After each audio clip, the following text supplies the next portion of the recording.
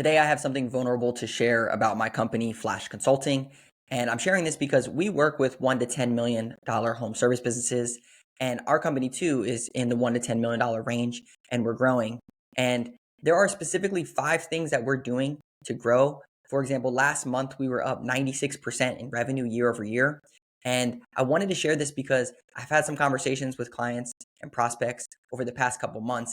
And these 5 things seem to see these bottlenecks or these sticking points that I'm facing as well. And I like to be transparent and share those things to hopefully help other home service businesses and business owners in general that are going from 1 to 10 million overcome those things. And here's exactly what we're doing. So the first thing is buying back my time.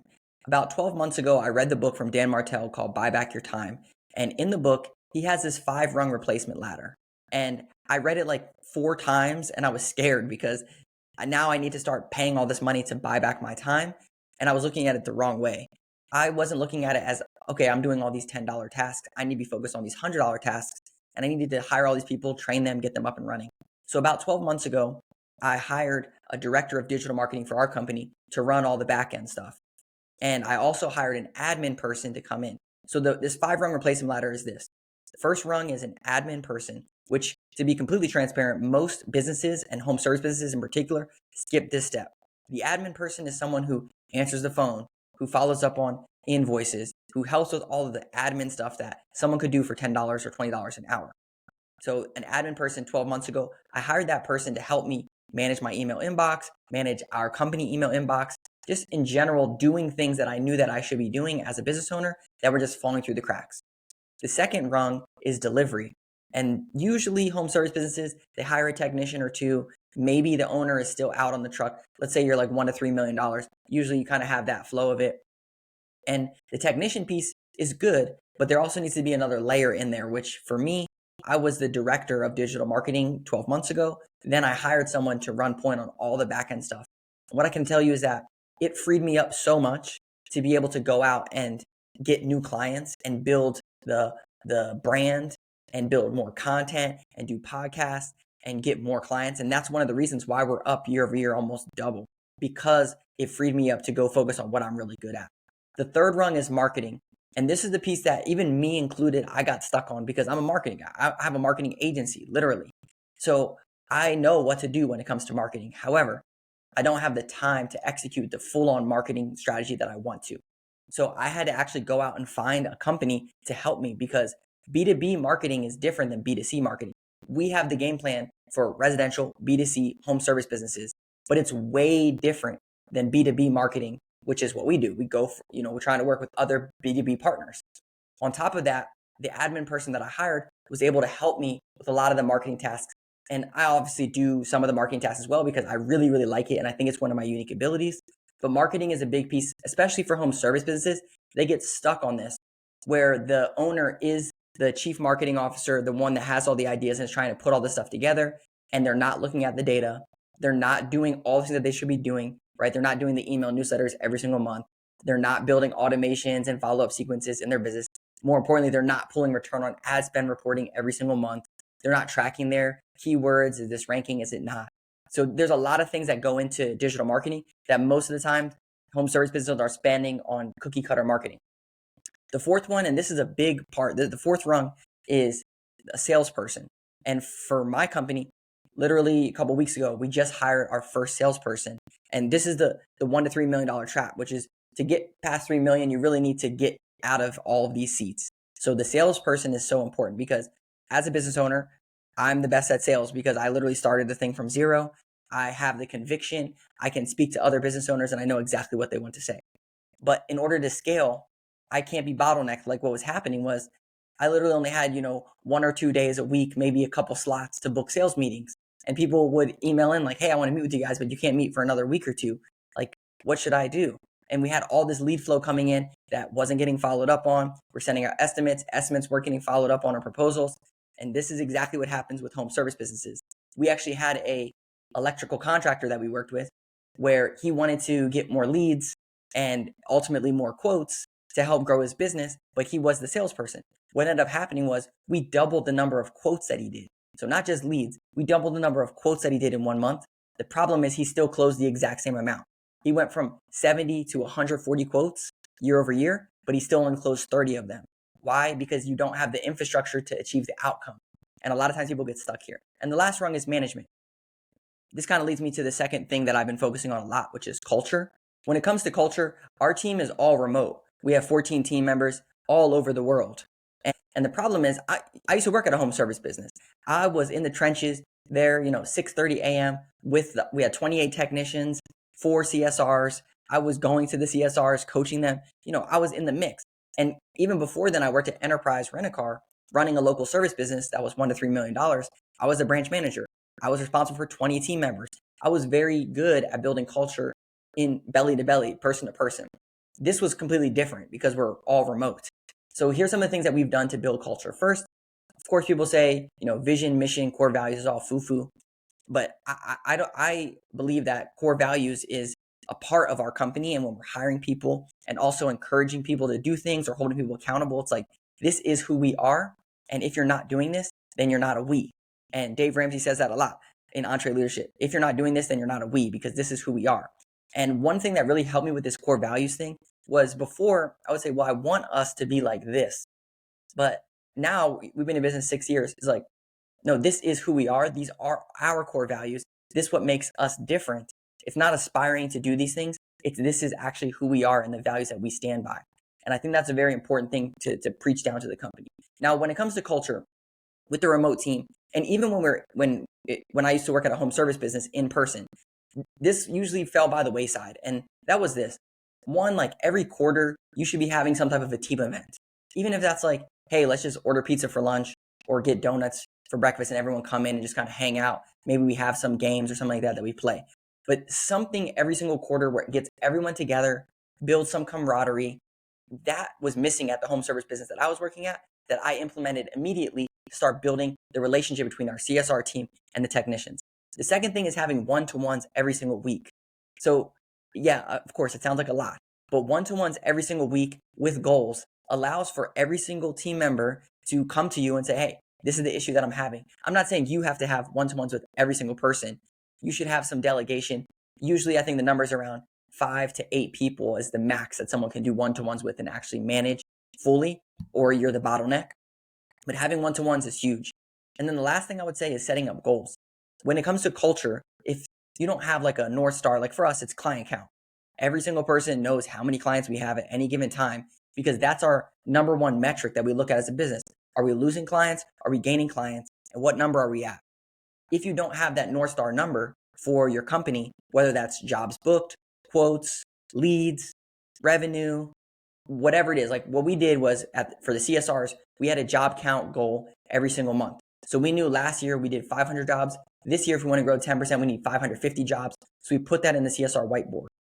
Then with the technicians, our North Star number was number of reviews. So we would say, hey, right now we have 1,000 reviews. Our goal is to get to 1,200 reviews. So let's get there. And basically these North Star numbers are what you want to focus on to help build this culture. The third thing that I've been doing, and I want to take a step back to that replacement ladder, is those rungs. So marketing and sales, specifically to go from the $1 to $10 million jump, you have to get those things dialed in.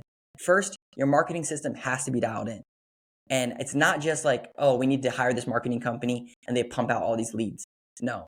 The number one thing you can do is dial in your return on ad spend reporting. So that way you know what's working and what's not working. So for example, if you're spending money on Google Ads, Yelp, Meta, whatever other platform, you need to know every single month how much your return on ad spend is actually producing. So for us, we hired a company that does B2B YouTube ads that generates leads. And they also pull a return on ad spend looking at the leads. And then every single month they go in and say, okay, spent this much, we got this many leads. This is the outcome that we received.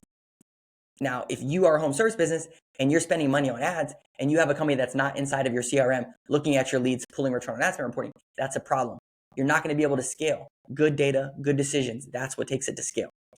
And the other piece is the salesperson. So for me, I mentioned that I was the bottleneck for sales. I didn't have enough availability to do sales calls. I wasn't following up on all the leads. I wasn't following up on all the estimates, and things were kind of just falling to the wayside. And you know that if that's the case for your business, you're not going to grow. We run into this problem all the time with home service companies where business owners feel like, oh, okay, I'll just get more leads and then I'll grow my business. But if you don't have the infrastructure, you can't get the outcome. And that's really the problem, is that they are the number one salesperson. So if they go on vacation, sales stop, which is exactly the thing that happened to me. And that's why I'm solving this problem.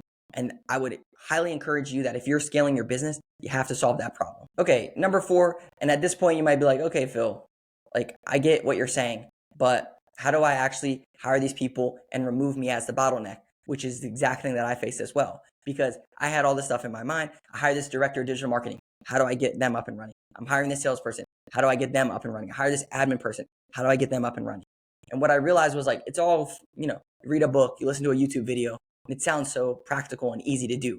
But each of these people, I would say it at least takes 6 to 12 months for them to get fully comfortable in the role, to get on board. And even at 12 months, there's still so much that they're learning.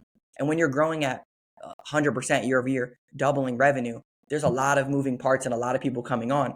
And it's almost like you're just against time. It's not even about the people. It's about how can I hire these people and get them up and running so I can hire the next person, because you only have a certain amount of time that you're operating on. So how do I remove the bottlenecks, and how would I recommend for a home service business to do this? Is one, Dan Martell talks about this in the book, this 1-3-1 strategy, which is there's a problem that one of your team members facing. And instead of them coming to you and giving them their monkey and saying, hey, what should I do with this, boss? Hey, how should I handle this thing? What you do is you say, when you come to me, give me 3 solutions. So whatever those are, hey, we had this problem. Here's 3 things that I think we should do. Then you quickly discuss it. Then you say, okay, cool, I think we should do this one. And you're trying to refine their thinking process to start thinking like you. Then the next time that they come to you, they say, hey, I have this problem. Here's the 3 things. I think you're going to say this one. And then you might say, no, I'm actually going to pick this one, and here's why. Then the next time they say, hey, here's a problem. Here's 3 things I think we should do. I think you're going to pick this one. And you're like, yep, that's one that I would pick. Good job. Then the next time they don't even come to you, because they start to know what you're going to say and how you would solve that problem. And this is how you coach them and help alleviate the bottleneck from the business of you. The other piece of this is documenting processes. And in home service in particular, this is extremely difficult, because the sales process, for example, is the one that I've been mentioning that most people get stuck on. The sales process is very unique. You know what to ask. You know how to overcome this objection. You know how to position your company as the authority. All of those things just come naturally because obviously you've been doing it for so long. People can look at you in the eyes and know you have the conviction that you can solve their problem. Now, what I would recommend, and what we recommend for home service businesses, is every single sales call that you do, take out your phone, start a voice memo on your phone to listen to your actual sales call that you're doing at the person's home or however you're doing it. And then when you're done with that sales call, take that voice memo and save it. 1, it's going to allow you, when you do hire a salesperson, to have a ton of sales calls for them to listen to and to hear exactly what you're saying. 2, you can put it into ChatGPT and train it on an SOP. You could take the transcript from that recording, go to ChatGPT, say, turn this into an SOP. Now you have a basic SOP. If you have all these calls, you can also get all of the frequently asked questions out of these sales calls. You can also use them for marketing. If you're like, hey, what are the common things that I overcome, and can I create content on this to send to these people beforehand? There's a million ways to utilize that specific asset of recordings. But the best way that you can do this, like the sales guy that we hired, all the sales calls are recorded. So all he has to do is just go back and watch all these sales calls and listen to them. We also have obviously an SOP that's been built off all these recordings. So removing the bottleneck is not hard. What you really need to do is start focusing on that now, of getting all of your SOPs, processes recorded and dialed in. And usually those are the bottlenecks: marketing and sales, SOPs and processes. Because if you're going to start replacing those on the replacement ladder, you need to have SOPs and processes in place to give to these people, so that way you're not stuck on these things still. Okay, and the last thing that I've been doing is stress testing the business. Stress testing, what I've been doing is taking off time, specifically weeks that I know are going to be big issues, like payroll time or billing time. Or we do these monthly reports where we go in and analyze all of our customers' data, then literally handwrite email reports of what we would recommend, what we're seeing. And sometimes people will say, hey, can you take a look at this one? Or what do you think about this? So I would purposely take off those times. So that way it's building the muscle inside of my business of resiliency. So instead of them asking me, they might ask one of their team members who also does a similar role to say, hey, could you look at this? Then they're going back and forth. This is stress testing the business on all levels. I'm off. A lead comes in. What happens? I'm off. An invoice doesn't get paid. What happens? These are all stress tests. And specifically to go from 1 to 10 million, this is what I found is that you have to start removing yourself from all of these seats. And you have to build the team and the infrastructure to be able to support all these things, because I was the one that was following up on unpaid invoices. I was the one that an email came in and I would be chiming in on different things, right? That is not a scalable business. All you're doing is just running around doing random things. That you can hire people to do these things and then focus on what your unique ability is, which your unique ability might be sales, might be culture, might be coaching. But at the end of the day, when you look at scaling a business, that 5-rung replacement ladder is really what it's about. It's not about sitting in any of those seats. It's not about sitting in the admin seat. It's not about sitting in the delivery seat. It's not about marketing, sales, or management. It's about building a business as if you're an investor. And that's how you're really going to scale. You can still have a unique ability. Like for me, I like marketing and sales. I'm still going to be involved in those things in my company because I'm good at it. But that doesn't mean that I have to hold those seats in the company only. Because what if I go on vacation? What if I'm sick? What if something happens? That's not a sustainable business. I can still, though, go in and help with those things. Now, with the stress test, there's a really good book on this called Clockwork by Mike Michalowicz. And the stress test that he says is you should be planning for a 4-week vacation. And you should set that out in advance. And this was, I did this, and it's very scary for people. I didn't end up doing the whole 4 weeks, but I at least set a date out in front that said, okay, in this month, I'm going to be out for the whole month. So I need to start planning for that now. And it changed the way that I thought about my business, because what was happening was I'll be like, okay, I'm doing this task right now, but when that month comes and I'm off, someone else has to do this task. So who's going to do it? And I started having to replace myself on all these things, or at least building processes for all these things so that other people could do them on my team. And that was a beautiful thing, because it started getting rid of all these things and it gave me a reason to offload them. When you don't have a reason, you just kind of do them and get stuck in the everyday. And that's why I think that this book Clockwork talks about set that 4-week vacation, and then start getting your business to run like clockwork, and start forcing yourself to look at what you're doing every day and replacing those tasks. One thing about the stress test, I have to make sure that I have something planned to do when I'm off. I planned one stress test and I ended up working, because I'm so passionate and have the conviction about what I do, and I love what I do, that it's like I want to do this every single day. If I have nothing to do, I would much rather work on my business than watch TV, or even, go for a hike. I can go for a hike, but it's like, an hour or two.